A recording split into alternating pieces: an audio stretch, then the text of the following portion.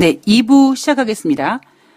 미국과 중국의 무역 협상은요, 그러니까 이 패권 전쟁은 사실 규모가 너무 크긴 해서 좀 힘들긴 하지만 미쓰리가 봤을 때는 되게 심플하거든요.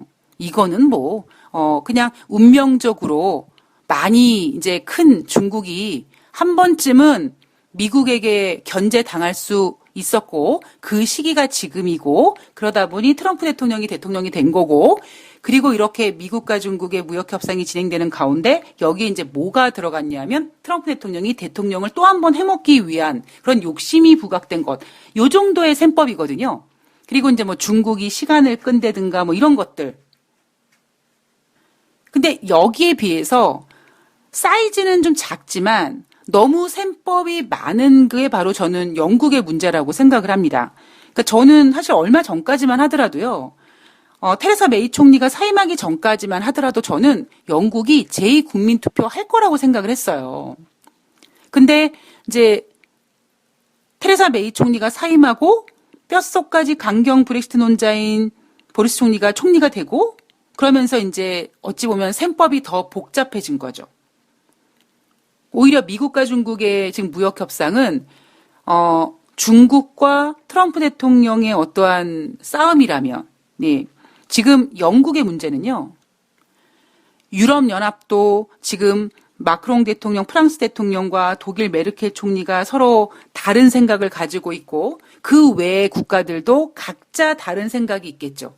거기에다가 투스크 상임의장, 어떤 융커 위원장, 이 사람들의 의견들과 그리고 이 사람들이 남아있는 임기와 그리고 영국과 유럽연합의 어떤 대립각과 그리고 영국 내에서도 보수당 내에서 강경론자와 안강경론자 그리고 야당들이 뭉치지만 그 야당 중에 노동당이 지난번 유럽 선거에서 크게 졌지만 그래도 어쨌든 아직까지 제1야당 노동당 대표라고 했던 제레미 코빈이 자기가 지금 임시 총리를 맡을 생각에 일을 진행하려고 하니 다른 야당들 입장에선 반맛 없는 거고 또 영국 국민들은 도대체 이것들이 뭐 하는 짓거리인가 하고 있고요.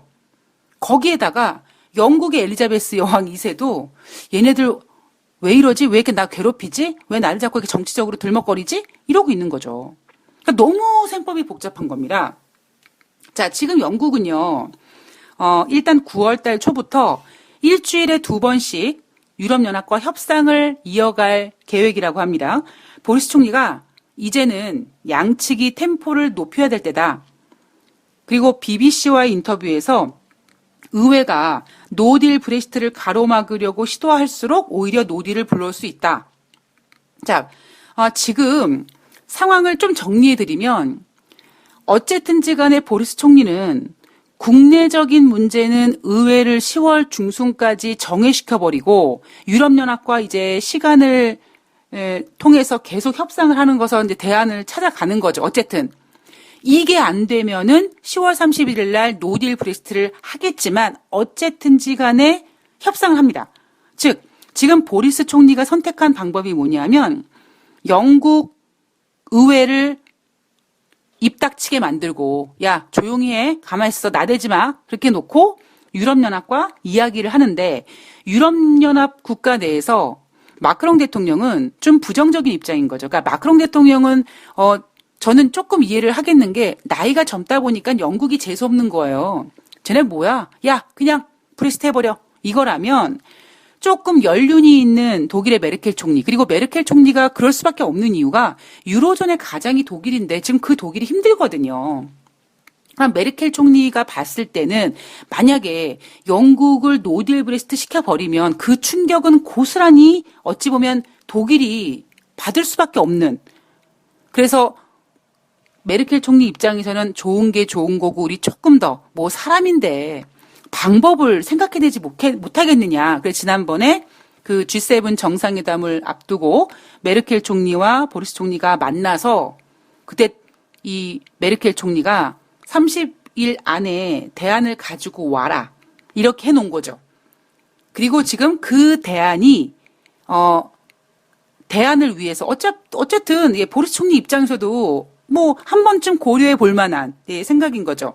저쪽 유럽연합에서 안 돼 그러고 완전히 단디하게 그냥 콘크리트 벽을 쳐놓은 게 아니라 대안 갖고 와봐 그랬으니까 보리스 총리 입장에서는 굉장히 좋은 어떤 조건이었죠. 자, 이 안전장치가 무엇이냐? 저도 방송에서 뭐 안전장치, 백스톱, 뭐 하드보더 이런 얘기를 많이 해드렸는데 제가 그 행운이를 데리고 제가 키우는 강아지를 데리고 부산을 갔던 적이 있거든요. 한 3번인가 갔었습니다. 근데, 비행기를 이제 타고 갔는데요. 물론 이제 기차도 탄 적도 있지만, 그러면, 만약에 저 혼자 부산을 갈 때, 그 전에 제가 부산을 갈 때는 뭐, 진짜 뭐, 아무 생각 없이 갑자기 부산 갈까? 그러고 부산 당일치기도 하고 오고 막 그랬는데, 일단은 그 혹이 하나 붙어가지고요. 그냥 제가 만약에 부산 가야지, 그리고 비행기 타려고 하면 어플에서 예약해가지고, 예, 우리 집에서 김포공항까지 얼마 안 걸리니까 후다닥 가서 그냥 이렇게 갔다 오면 돼요. 자, 그러나 제가 우리 행운이와 부산을 가기 위해서는 일단, 출발 전에 제 표를 예약하기 전에 비행기 콜센터에다가 전화를 걸어서 제가 강아지와 같이 비행기를 타고 가려고 하는데 어디를 가려고 하는데 탈 수 있느냐. 그래서 강아지를 탑승시킬 수 있는 비행기가 가능하다면 괜찮다. 그러면 이제 제가 우리 행운이의 어떤 그 프로필을 전달하죠. 예. 몸무게는 얼마고요. 뭐 이렇게 얘기하면 이제 그쪽에서 또 어떤 그 조항을 얘기해 줍니다. 케이지에 담으셔야 되고요. 뭐 케이지에 담아서 총 무게가 5kg가 넘으면 이제 뒤로 이제 그 짐 실리는 데 가니까 뭐 이런 얘기를 합니다. 그리고 2kg, 그러니까 1kg당 2,000원씩 비용을 내야 되고 그러면 이제 저는 그 얘기를 듣고 제 것까지 표를 예약해서 이제 행운이 비용을 대고 공항에 가서 뭐 특별한 뭐 동물병원에 가가지고 뭐 건강검진을 뭐 해야 된다든가 뭐 이런 거 없이 예 그냥 비행기를 타요. 별 힘들지 않습니다. 자 그렇기 때문에 저는 진짜 너무 답답하다. 한번 여행 갈까 그러면 국내 여행은 행운이랑 같이 갈 생각을 하는 거죠. 그게 제주도가 됐던 부산이 됐던 자 그러나 가만히 있어봐 내가 행운이를 데리고 남자친구를 만나러 미국을 갈까 이러면 이제 사이즈가 달라지는 거죠. 아마 많은 개를 키우시는 분들이 혹시 고양이를 키우시는 분들이 아마 버킷리스트 중에 하나가 내가 나의 반려동물과 세계 여행입니다. 일 거예요 아마. 예. 근데 일단 비용도 너무 많이 들고 그 통관할 때 우리 맨날 비행기에서 그 입국 심사 같은 거 그런 거 쓸 때마다 뭐 조류 뭐 파충류 뭐 어떤 뭐 돼지고기 이런 거 뭐 가지고 왔느냐 맨날 검사하지 않습니까? 그게 뭐예요? 국가와 국가 간의 엄격한 그 통관 절차잖아요. 그러니까 국내에서 통과하는 거랑은 상상도 할 수 없는 어떤 엄격함이잖아요. 그러면 그동안에 아일랜드와 북아일랜드는 유럽연합이라는 어떤 공동체 속에서 마치 국내선을 타고 내가 그냥 옆에 있는 강원도 가고 그냥 충청도 가고 그랬을 때 톨게이트비만 내는 정도로 왔다 갔다 했다면 이제 영국과 유럽연합이 분리가 되면 아일랜드와 북아일랜드에서 왔다 갔다 할 때 겁나게 엄격한 그 통관 절차를 받아야 된다라는 거죠. 그래서 이 문제 때문에 특히 이 문제가 뭐가 문제냐면 세금 문제, 관세 부분의 문제가 커질 수 있다 보니까 지금 테레사 메이 총리가 합의를 본 게 뭐냐면 어떤 그런 좀 제대로 된 그런 그 양국의 그런 통관 절차 이런 것들이 조금 더 이렇게 보완되고 조금 더 이야기를 통해서 뭔가 좀 맞춰갈 때까지 유럽연합 내에 그냥 영국이 관세 부분에는 그냥 잔존 남아있는 걸로 잔류하는 걸로 이거거든요. 근데 이게 뭐가 문제냐면 겁나게 건방진 영국 입장에서는 야 쪽팔리게 영국이 그냥 유럽연합 나오기로 했으면 그냥 똥이 되든 밥이 되든 그냥 나와야지 뭘 거기다 대고 그냥 발을 담그고 뭐 관세를 잔류하고 그러냐? 야 하지 마 이거거든요. 이게 지금 지난번 테레사 메이는 어쨌든지 간에 안전장치를 부과하기로 했지만 영국 내 보수당에서 강경 브렉시트 논자들이 거부했던 거고 이 문제가 결국 지금 이렇게까지 끌려온 건데 메르켈 총리가 보리스 총리한테 야, 대안 좀 갖고 와봐. 그런데 지금 어떤 내용이 지금 진행이 되고 있냐면 동물 방역과 식품 안전 등 이런 것들은 공동 지역을 설치하자 이겁니다. 그러니까 우리가 보면은요, 뭐 해외를 비행기 타고 왔다 갔다 할 때 뭐 와인은 뭐 2병까지 되고 뭐 담배는 뭐 얼마가 되고 뭐 이러지만 일단 뭐 입국 불가한 식품들, 살아있는 생명들 이런 것들은 얼마나 까다롭습니까? 그죠? 그러니까 그런 것들을 좀 막기 위해서 어떤 공동 지역을 설치하자는 겁니다. 저는 이것도 사실 무슨 얘기인지 아직까지 모르겠어요. 그리고 이 동물과 식품이 아닌 다른 종류의 상품 교육과 관련돼서는 어떠한 좀 일련의 조항들을 좀 포함시키자. 지금 이러한 그 대화가 진행 중이고 구체적인 이제 협상이 9월 초부터 일주일에 2번씩 진행이 됩니다. 영국 문제는요, 진짜 아직까지 모르겠어요. 예. 그러나 그럼에도 불구하고 야, 너는 왜 네가 모르는 걸 자꾸 이렇게 얘기하냐라고 하는 얘기가 뭐냐면 이 문제가 너무나 지금 머릿수가 많아서 예, 다양한 그 경우의 수가 나올 수가 있기 때문에 최소한 여러분들께서 전혀 생각하지 않았다가 나중에 뻥 하고 어떤 식으로든 터질지 모르겠습니다. 물론 해피엔딩으로 끝나면 상관이 없어요. 그러나 어떻게 끝날지 우리는 모르니까 어떻게 끝날 가능성이 있는지를 계속 우리가 체크를 하는 거죠. 예, 그러기 위해서 제가 지금 계속 이 영국의 브렉시트 문제를 예, 건드리는 겁니다. 자, 독일은요, 지난번에 18일 날 500억 유로, 약 67조 원의 돈을 추가 지출하겠다. 경기 부양책을 내놨었습니다. 자, 그럴 수밖에 없는 게 지금 유로존의 가장인 독일이 2분기 GDP 경제 성장률이 마이너스 0.1을 기록했고 3분기도 돌아가는 꼬라지를 보니 마이너스 성장이 예상된다. 자, 어제 브라질 같은 경우에는 기술적인 경기 침체는 피했다. 기술적인 경기 침체란 2분기 연속 마이너스 경기 성장률을 기록하면 바로 그게 기술적인 경기 침체인데 다행히 브라질은 피했습니다. 그런데 독일은 일단 2분기가 마이너스였는데 3분기도 마이너스일 가능성이 높아서 돈을 푸는 거죠. 자, 그럼 어떤 일이 벌어질까요? 3분기에는 오히려 마이너스가 안 될 가능성이 있는 거죠. 자, 어떻게 지금 독일이 3분기에 마이너스 성장률을 기록하지 않기 위한 노력을 하고 있냐면 중소기업의 법인세율 인하를 골자로 하는 지원 대책을 발표했습니다. 우리나라는 좀 아닐 것 같은데 독일이 이래서 좋은가 봐요. 독일은 중소기업이요. 독일 전체 기업 매출의 35%를 차지하고요. 일자리의 60%를 차지한다고 합니다. 예, 아마 이게 그 독일의 경쟁력이 아닌가 싶네요. 자, 지금 독일 현재 법인세는요.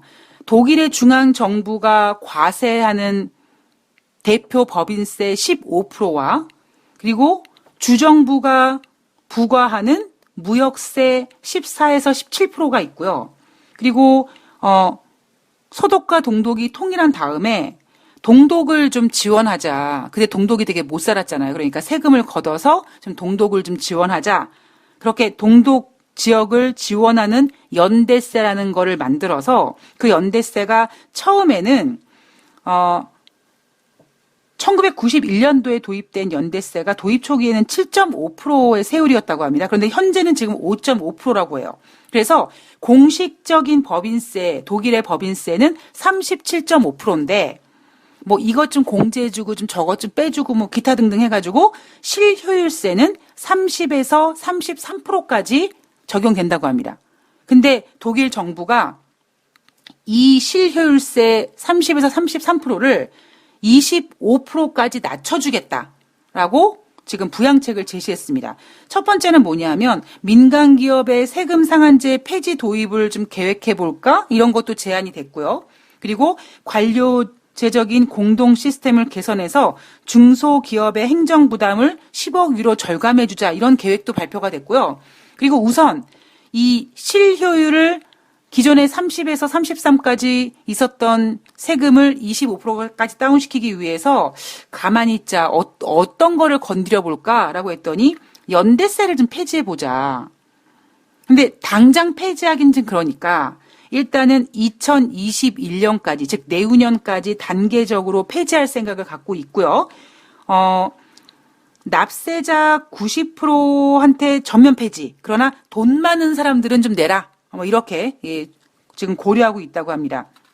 독일 경기 부양책 지금 계속 나오고 있습니다. 그리고 미국과 중국의 무역 분쟁으로 넘어가 보면 트럼프 대통령이 생각외로 조용해요.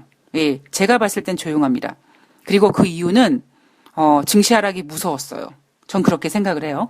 자, 30일 트럼프 대통령이 트위터에다가 GM은 내가 대통령이 취임하기 이전에 주요 공장을 중국으로 옮겼다. 미국이 GM을 지원했는데도 불구하고 저 GM 새끼가 중국으로 가버렸네. 야, 이제 니네 GM이 다시 미국으로 돌아오기 시작해야 되지 않을까? 한때 디트로이트에서 거인이었던 GM이 니네가 중국 가서 그렇게 나대고 있는데 너 딱 보니까 그 중국에서 그냥 작은 자동차들 가운데 한 곳이야 이렇게 비아냥거리면서 GM한테 어이 미국으로 컴백해 라고 하고 있는 거죠. 트럼프 대통령의 이러한 발언이 과연 중국과의 결별을 요구하는, 즉 1977년도에 발효된 국가비상경제권법의 연장선이 아니냐, 이런 분석이 나오고 있죠. 이 국가비상경제권법은 국가를 비상사태로 지정하고 어떤 그 무역이라든가 환율에 관련된 것에 대한 완전 차단을 하는 법이라고 하죠.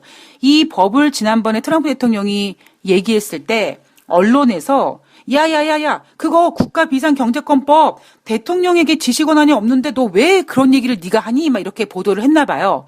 그러자 트럼프 대통령이 어이 가짜뉴스 기자들아 니네 인터넷에다가 1997년 국제비상경제권법을 한번 검색해봐봐. 거기에 대통령이 권한이 있는지 없는지 한번 해봐라 이 빙신 같은 놈들아. 뭐 이런 얘기를 트위터에다가 올렸습니다. 자, 9월 1일부터 이제 내일부터 관세가 부과가 되기 시작합니다. 그죠?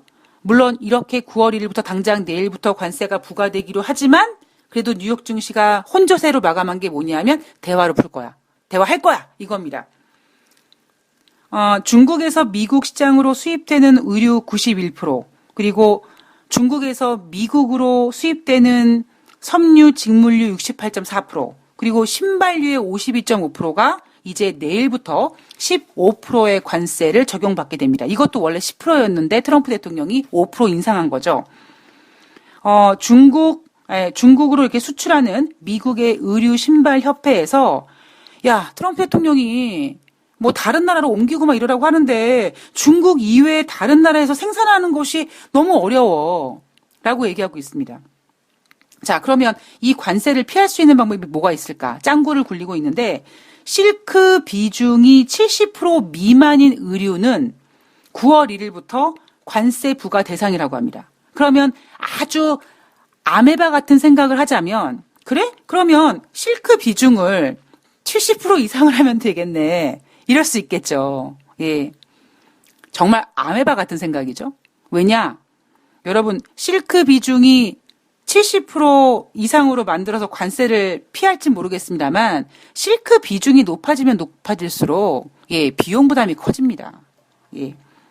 그래서 이 실크 비중을 높이는 것도 지금 미국 의류 신발 협회에서 쓰기 어려운 카드라는 겁니다. 제가 오늘 권력에 대한 이야기를 좀 이제 잠깐 해드리기로 했는데 영국 이야기하다가 좀 이렇게 시간이 좀 많이 좀 지연이 됐는데 저는요 제가 이제 인생을 살아가면서 착한 사람이 복을 받을 것이고 악한 사람은 벌을 받을 것이고 뭐 그렇게 인생을 살았던 사람입니다. 근데 지금 드는 생각은 다 의미 없어요. 예, 다 의미 없고 뭐 그렇다고 뭐 못되게 살라는 게 아니라 똑똑하게 살아야겠죠. 똑똑하게 살아야 되는데 제가 지금까지 살면서 느끼는 어떤 세상의 원칙과 진리는 권력의 힘은 냉정하답니다. 냉정하다. 우리가 정말 뭐 거지라든가 뭐 이런 사람들한테 우리가 돈을 주기도 하죠. 예. 길가에 가다가 이렇게 한 푼 줍쇼 하고 이렇게 있는 사람들한테 지갑을 열어서 뭐 100원, 1000원, 이렇게 10,000원 이렇게 주기도 합니다. 그거를 우리는 동정이라고 하죠. 자, 그런데 그걸 제외하고, 이렇게 도와주기도 합니다. 힘든 사람들을. 근데 그냥 힘든 사람을 도와주는 거는 크게 도와주지 않고요.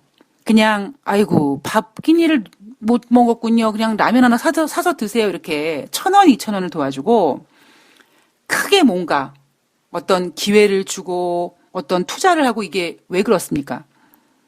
비전이 있기 때문에 그렇게 하는 거예요. 즉, 이 권력이라는 녀석은 그게 돈이 됐던 명예가 됐던 클 수 있는 놈에게만 달라붙게 됩니다. 제가 지금까지 살아온 그 시간 동안에 제가 배운 교훈이에요. 그러니까 저도 마찬가지, 제가 제 경우를 말씀드리면 제가 어려웠을 때 같이 이렇게 아이고 너도 어렵구나 나도 어려운데 우리 뭐 화이팅 하자 뭐 이렇게 지냈던 후배가 있어요.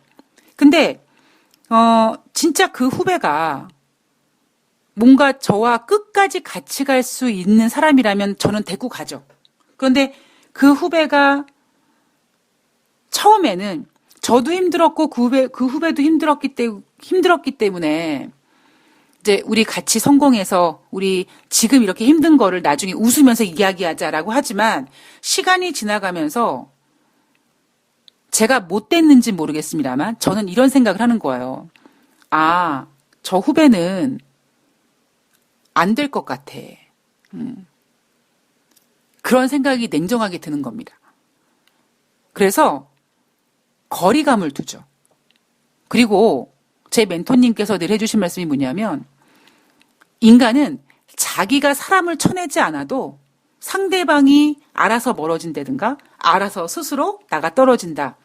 뭐 이런 얘기를 해주신 적이 있어요. 굉장히 심오한 얘기인데 저는 지금 그게 무슨 뜻인지는 알겠는데 제가 굳이 그 후배를 쳐내지 않아도 그 후배가 알아서 혼자서 별 정말 지랄 연병을 하고 막 나대고 막 지가 막 그럽니다. 그러니까 저는 마음속에 어떤 마음이 있냐면 그래도 한때 어려움을 같이 이야기하고 그리고 어찌 보면 한때 뭐 어떻게든지 나에게 도움이 됐던 동생이고 후배고 물론 나도 제가 할 수 있는 도움을 줬지만 근데 얘랑은 같이 갈 수가 없는 애구나라는 거를 느끼게 되면 가차없이 차버리게 되더라고요. 그리고 그 차버리게 되는 이유가 뭐냐면 좀 재수없지만 나는 이제 잘 될 건데 난 잘 될 수 있을 텐데 뭐 그렇다고 뭐 그 후배를 뭐 이게 아니라 나랑은 뭔가 같이 가기 어려운 사람이구나. 제가 이 얘기를 왜 하냐면 사람들이요 가난한 사람을 도와주고 그다음에 클 수 있는 사람에게 투자를 한다. 뭐 이런 개념으로 봤을 때 제가 아까도 란4714님께서 뭐 다른 방송에서 뭐 트럼프 대통령이 중국에 있는 미국 기업들에게 나와라 그랬더니 그 기업들이 이제 나올 거고 그럼 그게 무서워서 중국이 손을 들 거다. 저는 그거에 반대합니다. 그러니까 그 의견에 동의할 수가 없어요. 그러니까 이거는 트럼프 대통령이 힘이 빠지고 자시고의 문제가 아니라 어떤 개념으로 보냐면 제가 보는 관점은 이 사람이요 참 무서운 게 뭐냐면 아닐 것 같으면 바로 등을 돌리는 거죠. 그게 권력이잖아요. 그게 무서움인 거잖아요. 그러면 물론 앞으로 민주당이 이제 경선을 통해서 다시 이제 트럼프 대통령과 민주당 후보와 이렇게 또 붙어가지고 하겠지만 아직 시간은 좀 있지만 그리고 트럼프 대통령이 재선에 성공할 가능성도 여전히 있죠. 자, 그러나 미국 기업들, 즉 중국에 들어가 있는 미국 기업들이 지금 트럼프 대통령이 까라고 하면 깔까요? 저는 제가 만약에 미국 기업이라면 안 깔 것 같아요. 왜? 대통령이 바뀔 수도 있는데 굳이 왜? 그러면 물론 대통령이 트럼프가 까라고 했는데 야 철수해 그러면 안 해 이 새끼야 이렇게는 못하고 그냥 이런 핑계 저런 핑계를 대서 일단 시간을 끄는 거죠. 시간을 끌어가면서 과연 진짜 트럼프가 또 대통령이 될지 안 될지 계산기를 두들기고 있을 겁니다. 그리고 그거를 지금 누가 가장 정확히 알고 있냐면 중국이 알고 있는 거죠. 그러니까 우리가 단순히 그래 트럼프 대통령이 중국에 있는 미국 기업들한테 까라고 했어. 그러면 걔네들이 아이고 트럼프 대통령 무서워요. 네 철수하겠습니다. 이러겠냐라는 겁니다. 저는 그렇게 생각하지 않거든요. 미국 기업들이 그러니까 중국에서 이렇게 사업하는 미국 기업들 혹은 이 기업하는 사람들이요. 얼마나 무서운지 아십니까? 이 생각이요? 얼마나 냉혹하고 독한지 아십니까? 그런 사람들이 지금 당장 미국의 대통령이 트럼프이기 때문에 트럼프한테 깨갱한다. 그 사람들의 어떤 생각은 과연 다음 대통령이 누구냐? 그리고 다음의 진행사항은 어떻게 될지 귀신같이 아는 게 바로 기업인들입니다. 자, 그렇다면 지금 물론 트럼프 대통령이 또 될 수 있는 가능성도 있지만 지금 하물며 미쓰리가 봤을 때는 트럼프 대통령 힘이 빠진다라고 얘기하고 있고 그리고 저뿐만 아니라 지금 전문가들도 지난번에 G20 정상회담 오사카 편에서 트럼프 대통령이 많이 밀린 거다, 많이 진 거다, 중국이 시간을 끌고 있다 이렇게 얘기할 정도고 그리고 여러분들도 아시다시피 하다못해 3천억 달러에 대한 관세 부과를 함에 있어서 그 3천억 달러에는 미국의 소비재가 많이 들어가다 보니까 트럼프 대통령이 그 카드를 썼을 때 자기한테 독이 될 수 있음에도 불구하고 쓸 수밖에 없는 그리고 중국을 환율 조작국으로 지정했지만 영향이 없어요. 중국이 버티는 게 저는 트럼프 대통령이 다음에 대통령이 되지 못할 것 그리고 중국 입장에서는 내가 트럼프 대통령 재선 못 시킬 수도 있겠는데라는 계산기까지 좀 두들긴 겁니다. 제가 깜짝 놀랐던 게 제가 마지막으로 미국을 갔던 적이 2010년이었는데요. 뭐 지금은 얼마나 바뀌었는지 모르겠습니다만 제가 그때만 하더라도 미국 가면 왠지 이렇게 뭔가 메이드 인 USA를 뭔가 이렇게 사가지고 와야지만 미국 갔다 왔다 뭐 이런 생각 들지 않습니까? 근데 제가 너무나 놀랐던 거는 아니 미국에 가서 좀 뭐 어떤 미국 어떤 물건들을 좀 사오려고 그랬더니 다 메이드 인 차이나인 거예요. 그래서 제가 사려고 했다가 안 산 물건들이 뭐 엄청나게 많습니다. 그 얘기는 뭡니까? 지금 만약에 여러분 물론 지금 우리나라 같은 경우에는 물론 베트남이라든가 인도네시아 뭐 이렇게 약간 다른 그런 뭐 의류 같은 거는 뭐 베트남 같은 데서 많이 만들어지고 뭐 인도에서도 나오지만 그래도 우리는 여전히 다이소에 가면 다이소 같은 데 가고 그러면 아직까지 대부분 메이드 인 차이나입니다. 그러면 여러분들 집에 이렇게 있는 물건들 보세요. 메이드 인 차이나가 대부분입니다. 아직까지는. 근데 여러분들이 왜 메이드 인 차이나를 사셨습니까? 예를 들면 똑같은 유리잔을 사는데 왜 메이드 인 코리아를 안 사고 왜 메이드 인 차이나를 샀습니까? 바로 가격 때문이거든요. 결국 중국이 메이드 인 차이나가 어찌 보면 그 저렴한 가격을 가지고 지금 시장력을 엄청나게 지배하고 있고요. 그 시장 지배력으로 지금 중국은 계속 제품의 질을 이렇게 상향시키고 있는 거거든요. 여러분 요즘에 자꾸 비유를 다이소로 해서 그러는데 여러분 요즘에 다이소에 가면 정말 1,000원짜리만 있습니까? 아니에요. 물론 다이소의 모든 제품이 메이드 인 차이나는 메이드 인 차이나는 아니지만 제 경우는 메이드 인 차이나를 대놓고 이렇게 볼 수 있었던 게 다이소다 보니까 이렇게 비유를 해드리는 겁니다. 그만큼 그 얘기는 결국 뭐냐면 트럼프 대통령은 아니라고 얘기하지만 이미 지금 미국 내에서 중국 제품의 어떤 영향력이 무시당할 수 없을 정도로 지금 마켓슈어가 지금 지배당하고 있고 거기에서 결국 관세를 인상하는 부분에 있어서 그 피해는 미국인들이 볼 수밖에 없는 거라는 거죠. 거기에다가 경제는 둔화되고 있고 관세 부과 때문에 물가는 올라가고 있고 스태그플레이션은 진행되고 있습니다.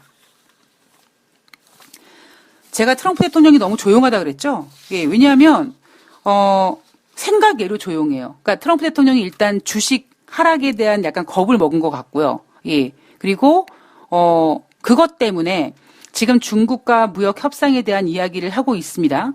이제 실체가 나와야죠, 진짜로. 트럼프 대통령이 이제 중국을 또 공격하지 않고 누구를 공격하는 다시 연준을 공격합니다. 자신의 트위터에다가 유로화는 달러에 대해서 미친 듯이 떨어지고 있는데 지금 연준은 아무것도 안 하고 있다. 우리는 관세 문제 없다. 문제는 연준이 문제다. 그런데 그들은 모른다라고 비판했습니다. 그리고 다른 트윗에다가 만약 연준이 금리를 내린다면 우리는 오랜만에 가장 큰 주식시장 상승을 보게 될 것이다.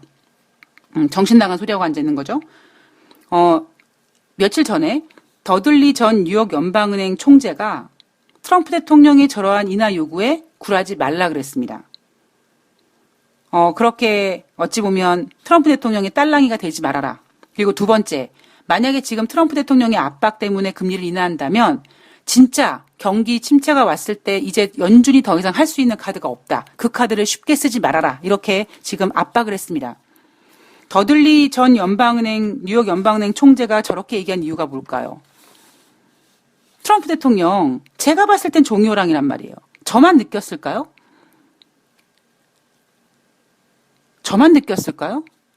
그리고 트럼프 대통령도 지금 여기저기서 위기의식이 느껴져요. 북한이랑 잘 안 되고 있어요. 그죠? 그리고 중국과의 무역협상, 자기네들은 중국이 조용히 협상을 하자라고 얘기했지만 중국은 여러분 병신이 아니에요. 중국이 얼마나 무서운 나라인데. 그러면 어쨌든 중국은 자신들이 먼저 공격하진 않지만 그냥 져주진 않습니다. 거기에다가 지금 가장 문제가 뭐예요? 트럼프 대통령이 저렇게 입 다물고 조용히 있는 이유? 미국의 2분기 GDP 경제 성장률이 2.0%가 나왔습니다. 올해 안에 3% 어려워요. 3% 이상 어렵습니다. 트럼프 대통령 지금 세계에 매달 지금 물 건너가게 생겼어요. 그렇기 때문에 트럼프 대통령이 지금 어찌 보면 몸을 낮추는 거죠. 안 낮추는 척하고 꼿꼿하게 하지만 결국에는 지금 꺾이는 거고요. 그 냄새를 누가 맡을까요?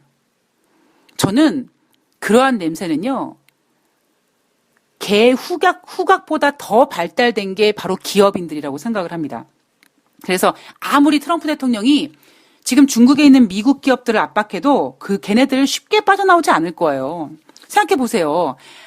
딴 데 빠져나와서 기업에게 유리할 수 있는 방법이 있었으면 진작 옮기지 않았을까요? 기업인들이 바보입니까? 그래서 저는 우리 란4714님께서 말씀해 주셨던 방송이 어떤 건지 모르겠습니다만 미국 기업을 철수시켜서 중국이 무서워한다? 미국 기업들이 일단 쉽게 철수할 애들도 아니고요. 예. 그리고 중국은 이거예요. 철수하려면 해봐. 봤죠? 코스트코 얘기 드렸잖아요. 코스트코. 어찌 보면 코스트코 문제는요. 중국 입장에서 자존심 상할 수도 있어요. 야, 중국 국민들은 벨도 없냐? 아니, 지금 미국과 중국의 무역전쟁인데 저렇게 중국 내 상하이에 코스트코가 지금 개장됐는데 웬만하면 진짜 반미 해줘야 되는 거 아니에요? 불매운동 해줘야 되는 거 아니겠습니까? 그런데 중국 언론은 뭐 했어요? 대대적으로 공개했거든요.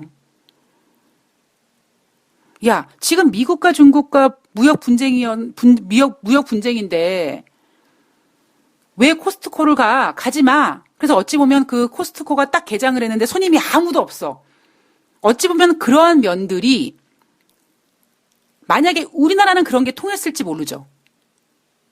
우리나라 정서에는. 그러나 지금 중국이 추구하고 있는 건 뭐냐면 오히려 미국 기업 코스트코가 중국에 상륙했는데 너무 중국 국민들이 많이 와서 개장한 지 몇 시간 안 된 상태에서 영업을 정지할 정도로 손님들이 많았다.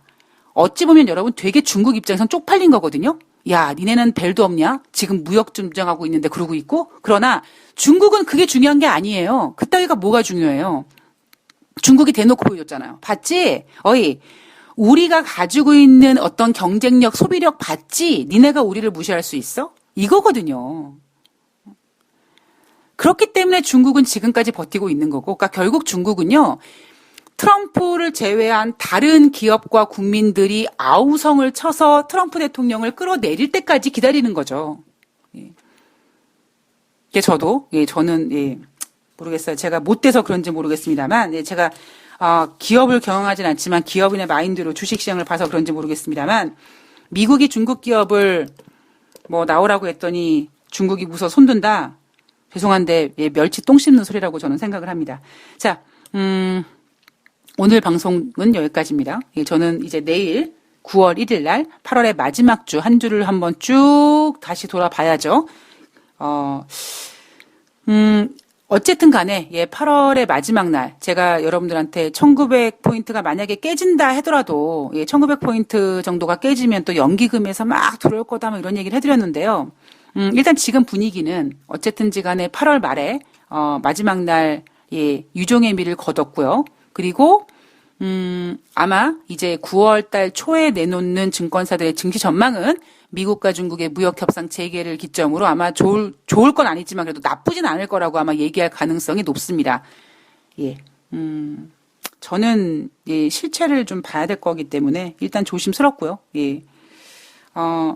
중국의 마음이 저럴 거기 때문에 제가 앞으로 바라보고 있는 관점은 과연 트럼프 대통령이 얼만큼 더 힘이 빠지느냐. 예, 그 점. 예, 그 점. 그리고 셈이 매우 복잡한 영국 문제가 어떻게 진행이 될지. 예, 그 부분에 좀 관심을 두도록 하겠습니다. 자, 여러분 정말 오늘 8월의 마지막 날인데요. 여러분 정말 한 달 동안 수고 많이 하셨고요. 고생 많이 하셨고요. 그리고 한 달 동안 어쨌든 그래도 이번 달은요.